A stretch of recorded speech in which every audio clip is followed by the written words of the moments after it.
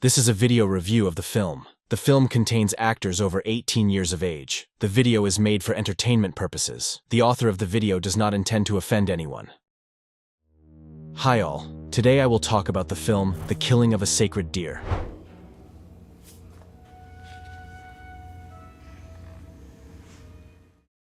Stephen is a successful heart surgeon. He performs another heart surgery and goes to a cafe. He meets a 16-year-old boy named Martin. They have lunch together and chat about various topics. A little later, Stephen gives the guy a gift. Martin is very happy and hugs Stephen. Stephen comes home and has dinner with his family. His son and daughter talk about what they did at school. Stephen asks Bob to cut his hair, but the boy likes his hair long. In the evening, Anna tells her husband that their son wants to become an ophthalmologist.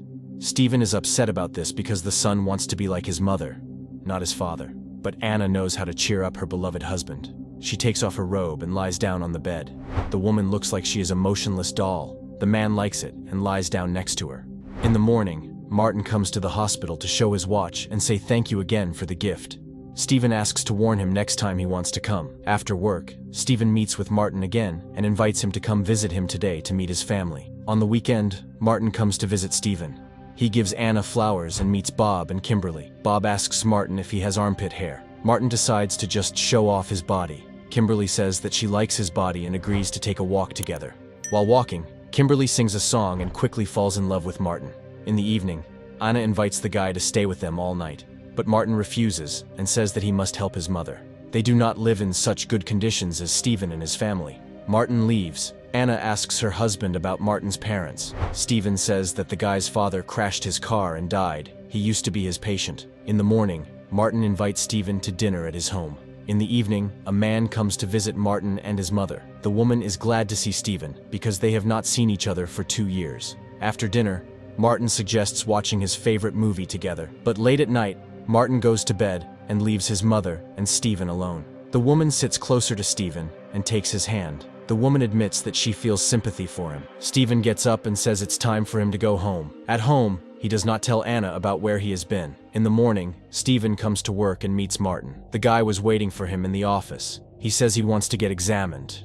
His heart hurts. Martin thinks that he might die just like his father. In fact, Martin's father died on the operating table, not in a car accident. Martin undergoes a full examination, and Stephen tells him that he is completely healthy. Martin invites Stephen back to his home, but the man refuses. The guy says that he and his mother would be a great couple, and he must come. Stephen realizes that Martin has begun to cross personal boundaries and behave strangely. Where are you?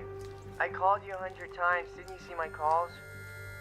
Stephen stopped answering Martin's calls and no longer wants to communicate with him. He tried to explain to him that he has a wife and children whom he loves, but Martin is sure that Stephen must come to him. In the evening, Kimberly comes home and tells her father that she rode a motorcycle with Martin. Stephen begins to regret introducing Martin to his family. In the morning, Anna has to take Bob to school, but the boy still hasn't gotten out of bed. Stephen comes into the room and asks Bob to get out of bed and go to school, but Bob can't do it. Dad, my legs, they're numb.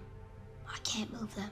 Stephen brings his son to the hospital and performs a medical examination. The boy is completely healthy. Stephen thinks that Bob just didn't want to go to school. Bob gets to his feet and walks towards the exit with his mother, but he falls again. The boy is undergoing all the necessary tests, but no pathologies have been identified. Doctors don't know how to help the boy. They are sure that he has psychological problems. Meanwhile, Kim rides a motorcycle with Martin. In the morning, Martin comes to the hospital to visit Bob. Stephen wants to talk to Martin. Martin says he knows what's going on with Bob. He says that the boy will die soon. Stephen doesn't understand why Martin says this. Martin reveals that because Stephen killed his father, the universe wants one of his family members in exchange. Stephen must kill one member of his family or everyone will get sick and die. First, everyone will experience paralysis of the lower limbs, after which they will refuse to eat. At the last stage, blood will come from the eyes. Stephen thinks Martin is crazy and throws him out. Stephen comes to his son's room and asks him to eat, but Bob refuses to eat. Stephen takes the donut and shoves it into his son's mouth. The guy goes to Kimberly. He tells the girl about what will soon happen to her family. She condemns her father, but Martin says that on the contrary, he feels sorry for him. They spend time together, and Kim lies down on the bed, but Martin simply leaves because he knows that the girl may die soon. Stephen spends the day examining his son, but he cannot understand what his son is sick with. Come on, Bob. Let's go for a walk. Bob can't get to his feet, and Stephen is very angry with him. He thinks that his son is deceiving him. He makes his son fall to the floor several times. The next day, Kim performs in the choir, but she couldn't finish her performance.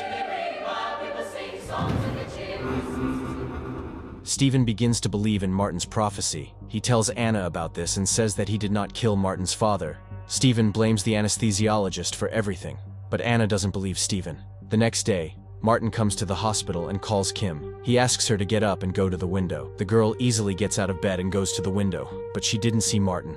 Anna tells Stephen that Kim got out of bed. Stephen thinks it's good, but Anna thinks Kim is getting worse. Anna comes to Martin's house and asks why he cursed their family. Martin says that he doesn't want anything bad for their family. He would like to help them, but he can't. Stephen took his father's life and now must restore balance. Martin says that Stephen came to their house and flirted with his mother. Anna leaves and decides to find out the truth. She is dating Stephen's friend from work. She helps him relax and gets the information he needs. Stephen was drunk during surgery. Because of him, Martin's father died. Stephen and Anna bring the children home and sit down to dinner. Stephen suggests going on a picnic soon so the kids can have fun.